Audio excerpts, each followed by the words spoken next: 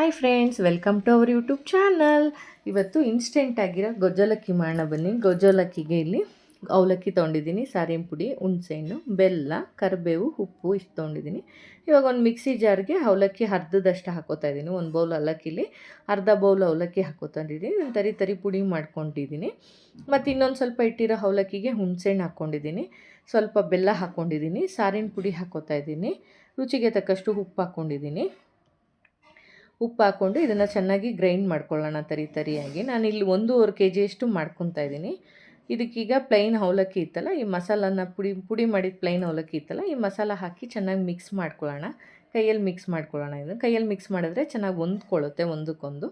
ಚೆನ್ನಾಗಿ ಹೊಂದ್ಕೊಂಡು ಇವಾಗ ಇದಕ್ಕೆ ಒಂದು ಕಡಾಯಿ ಇಟ್ಕೊಳ್ಳೋಣ. ಕಡಾಯಿಗೆ ಸ್ವಲ್ಪ ಎಣ್ಣೆ ಹಾಕಿದ್ದೀನಿ, ಸಾಸಿವೆ ಹಾಕೋತಾ ಇದ್ದೀನಿ, ಉದ್ದಿನಬೇಳೆ ಹಾಕ್ತಾಯಿದ್ದೀನಿ. ಒಂದು 3ರಿಂದ 4 ಸ್ಪೂನ್ ಉದ್ದಿನಬೇಳೆ ಹಾಕೋತಾ ಇದ್ದೀನಿ. ಮತ್ತು ಕಡಲೆಬೇಳೆನೂ ಅಷ್ಟೇ, 3ರಿಂದ 4 ಸ್ಪೂನು ಕಡಲೆಬೇಳೆ ಹಾಕ್ಕೊಂಡಿದ್ದೀನಿ. ಕಡಲೆಕಾಯಿ ಬೀಜನೂ ಅಷ್ಟೇ. ಇದಕ್ಕೆ ಸ್ವಲ್ಪ ಒಗ್ಗರಣೆ ಜಾಸ್ತಿ ಇದ್ದರೆ ಚೆನ್ನಾಗಿರುತ್ತೆ.